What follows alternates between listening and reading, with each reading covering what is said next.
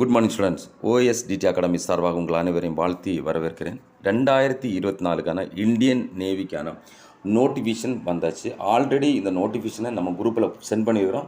இதோட எல்லா விளக்கத்தையும் பிள்ளைங்களுக்கு கிளாஸ்லேயும் சொல்லிக் கொடுத்துருக்குறோம், ஃபிசிக்கல் கிரவுண்ட்லேயும் நம்ம சொல்லிக் கொடுத்துருக்குறோம். அதனால் சில பிள்ளைங்களுக்கு சில டவுட்டுகள் இருக்குது. அதனால தான் இந்த வீடியோவில் வந்துட்டு நேவிக்கான எலிஜிபிலிட்டி என்ன, செலெக்ஷன் ப்ராசஸ் என்ன, சப்ஜெக்ட் என்ன, மார்க்கிங் ஸ்கீம் என்ன, ஃபிசிக்கல் மெஷர்மெண்ட் என்னன்றதை நம்ம இந்த வீடியோவில் பார்க்கலாம். வாங்க வீடியோக்குள்ளே போவோம். ஃபஸ்ட்டு வந்துட்டு நம்மளோட இது ஆன்லைனில் அப்ளை பண்ண வேண்டிய லாஸ்ட் டேட் வந்துட்டு இந்த மாதம் 27ஆம் லாஸ்ட் டேட்டு. அதனால் லாஸ்ட்டில் வந்து அப்ளை பண்ணிக்கலாம் தாட்டோட யாரும் இருக்கக்கூடாது. சர்வர் ஸ்லோவாக இருக்கும். ஓகேவா? நெக்ஸ்ட்டு வந்து ஹைட்டு வந்து எல்லாருக்கும் காமனாக 157 சென்டிமீட்டர் கொடுத்துருக்காங்க. 2023 நடந்த பேட்சில் வந்து கேர்ள்ஸுக்கு 152 கொடுத்துருந்தாங்க, பாய்ஸுக்கு 157 கொடுத்துருந்தாங்க. இந்த வாட்டி எல்லாருக்கும் காமனாக 157 சென்டிமீட்டர் ஹைட்டு வேணும். சரி, எலிஜிபிலிட்டி என்னென்னு பார்ப்போம். இதில் SSR MR கொடுத்துருக்குறேன். SSRக்கும் MRக்கும் கவனமாக பாருங்கள். 1 நவம்பர் 2003 இருந்து 30 ஏப்ரல் 2007க்குள்ளால் பிறந்திருக்கிற பிள்ளைங்க SSRக்கும் MRக்கும் நீங்கள் அப்ளை பண்ணலாம். SSRல உள்ள குவாலிஃபிகேஷன் என்னென்னு பார்த்தீங்கன்னா 12th வந்து PCMல நீங்கள் பாஸ் ஆகிருக்கணும். அது 50% மார்க்கு. அதாவது நீங்கள் ஃபிசிக்ஸோ இல்லை கெமிஸ்ட்ரியோ மேக்ஸ்லேயே 50% கிடையாது. டோட்டலாக வந்து 50% மேலே மார்க் இருந்ததுன்னா நீங்கள் SSRல வந்து அப்ளை பண்ணலாம். அதர்வைஸ் அப்படி இல்லை அப்படின்னு உள்ள பிள்ளைங்க, வேறு சப்ஜெக்ட் எடுத்து படிக்கிற பிள்ளைங்க, காமர்ஸ் எடுத்து படிக்கிற பிள்ளைங்கெல்லாம் நீங்கள் MRக்கு வந்து அப்ளை பண்ணலாம். அது 10th வந்து உங்களுக்கு வந்து 50% மேலே மார்க் இருக்குன்னா அந்த பிள்ளைங்க MRக்கு வந்து அப்ளை பண்ணலாம். சரியா? இப்போ நம்ம பார்க்க போகிறது செலெக்ஷன் ப்ராசஸ். ஃபஸ்ட்டு வந்து ஸ்டேஜ் 1ல் வந்து ரிட்டன் எக்ஸாம் வந்துட்டு யாரெல்லாம் வந்து இதை அப்ளை பண்ணுறீங்களோ எல்லாருக்கும் அட்மிட் கார்டு வரும். அப்போ அவங்களுக்கு எல்லாருமே ஃபஸ்ட்டு வந்து ஆன்லைன் மோட்டில் தான் எக்ஸாம் நடக்கும். நெக்ஸ்ட் இந்த எக்ஸாமில் வந்து நிச்சயமாக மைனஸ் மார்க் உண்டு, நெகட்டிவ் மார்க் இருக்கும். நெகட்டிவ் மார்க் வந்து ஒரு கொஸ்டினுக்கு வந்துட்டு 0.25 மார்க்ஸ் இருக்கும். சரிங்களா? ஸ்டேஜ் 2 பார்க்கும்போது ஃபஸ்ட்டு வந்து உங்களுக்கு டாக்குமெண்ட் வெரிஃபிகேஷன் இருக்குது நார்மலாக. அதுக்கப்புறம் உங்களுக்கு ஃபிசிக்கல் டெஸ்ட்டு முடிஞ்ச உடனே உங்களுக்கு என்ன திரும்ப ரிட்டன் எக்ஸாம் நடக்கும். அந்த ரிட்டன் எக்ஸாம் வந்து ஃபஸ்ட்டு நடக்கிறதாட்டி கொஞ்சம் ஈஸியாகவே நடக்கும். ஆனால் இதில் வந்து நெகட்டிவ் மார்க்கு கிடையாது. நீங்கள் தப்பாக எழுதிட்டிங்கன்னா அதுக்கு 0 மார்க் தான், சரியாக எழுதுனா அதுக்கு ஒரு மார்க்ஸ் உண்டு, நெகட்டிவ் மார்க்கு இல்லை. அது முடிஞ்சது உங்களுக்கு மெடிக்கல் டெஸ்ட்டு. அப்போ இது முடிஞ்சது ஸ்டேஜ் 3 வரும். அப்போ அதில் வந்து டாக்குமெண்ட் வெரிஃபிகேஷன்.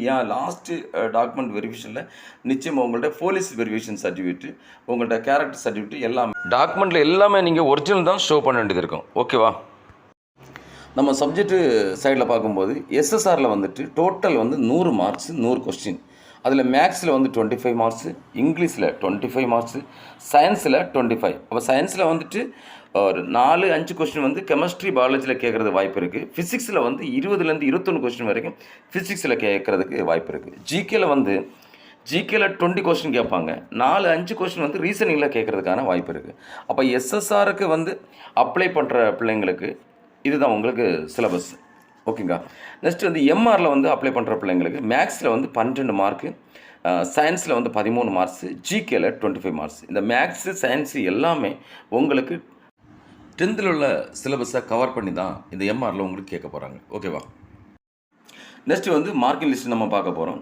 SSRல வந்து 100 மார்க் உண்டு. டியூரேஷன் டைம் வந்து 60 மினிட். ஒரு கொஸ்டினுக்கு 1 மார்க்கு. நீங்கள் தப்பாக எழுதினீங்கன்னா அதுக்கு வந்து நெகட்டிவ் மார்க் உண்டு, 0.25 மார்க்ஸு. அதுபோல் MRக்கு வந்து 50 மார்க்ஸ்க்கான கொஸ்டின் பேப்பர் கிடைக்கும். உங்களுக்கு டைமிங் வந்து 30 மினிட்ஸு. ஒரு கொஸ்டினுக்கு 1 மார்க்கு. அதுக்கு நெகட்டிவ் மார்க் வந்து 0.25 மார்க்ஸ். சரி, நம்ம இப்போ பார்க்க போகிறது ஃபிசிக்கலில் வந்துட்டு கேர்ள்ஸுக்கும் பாய்ஸுக்கும் வந்து 1600 மீட்டர் ரன் வந்துட்டு பாய்ஸுக்கு வந்து 6.30 செகண்டில் நீங்கள் க்ளோஸ் பண்ணணும். கேர்ள்ஸுக்கு வந்து 8 மினிட்டில் க்ளோஸ் பண்ணணும். பட் நம்ம அந்த 6.30 செகண்டுக்குள்ளால் இருக்கக்கூடாது. 6 மினிட்டுக்குள்ளால் க்ளோஸ் பண்ணுற மாதிரி அவங்க டைமை நீங்கள் கவர் பண்ணிடணும். சரியா? கேர்ள்ஸுக்கு வந்துட்டு 7.30 செகண்டுக்குள்ளால் நான் க்ளோஸ் பண்ணணும்ல தாட்டோட நீங்கள் வந்து ட்ரைனிங் பண்ணிடுங்க. ஓகே, ஆல்ரெடி நம்ம வந்து சாட்டர்டே வந்து இதுக்கான டைமிங் உங்களுக்கு தந்துட்டுருக்கோம். உங்களுக்கு தெரியும் ஆல்ரெடி நான் ஓடுறது என்ன டைமில் ஓடிட்டுருக்கேன்னு உங்களுக்கு எல்லாருக்குமே தெரியும். நெக்ஸ்ட்டு நீங்கள் பார்க்கும்போது ஸ்குவாட் பொசிஷன், நம்ம அந்த வால் சப்போர்ட்டில் வந்து ஸ்குவாட் பொசிஷன் நம்ம பண்ணிகிட்ருப்போம். 100 ரன் வரைக்கும் எல்லா பிள்ளைங்களும் கஷ்டப்பட்டு அதை பண்ணுவீங்க. குட். இது வந்து 20-15 பண்ணும்போது உங்களுக்கு ஆச்சரியமாக இருக்குது. 20-15 நான் எல்லாம் பண்ணி முடிச்சிடுவேன் அப்படின்ற ஒரு சந்தோஷத்தோடு இருக்கிறீங்கன்னு நினைக்கிறேன். அதே மாதிரி புஷ்அப் பாய்ஸ் எல்லாம் நம்ம பாய்ஸ் வந்து 40 புஷ்அப்பு 45-50 புஷ்அப் எடுக்கிறாங்க. அதேமாதிரி கேர்ள்ஸு கூட நம்மளுக்கு நிறைய பேர் என்ன பண்ணுறாங்க 40 புஷ்அப் எடுத்தவங்களும் இருக்கிறாங்க. அப்போ அதெல்லாம் உங்களுக்கு ஈஸியாகவே இருக்கும். நெக்ஸ்ட்டு வந்துட்டு பென்னியில் வந்துட்டு பாய்ஸுக்கு வந்து 15, ஃபீமேலுக்கு வந்துட்டு 10. இதெல்லாம் உங்களுக்கு ஈஸியாகவே நீங்கள் பண்ண முடியும். அதனால் எனக்கு ரொம்ப நம்பிக்கை இருக்குது, ஃபிசிக்கலில் நீங்கள் நிச்சயமாக பாஸ் ஆக முடியும். எஸ்எஸ்ஆரில் வந்துட்டு என்னெல்லாம் சப்ஜெக்ட்டு நம்ம இம்பார்ட்டண்ட்டாக படிக்கணும்லதை நம்ம இதில் கொடுத்துருக்கோம். இதோடைய விளக்கத்தை உங்களுக்கு கிளாஸ் எடுக்க போகிற ஒவ்வொரு சார்களும் உங்களுக்கு நிச்சயமாக அது உங்களுக்கு சொல்லிக் கொடுப்பாங்க. ஓகேவா?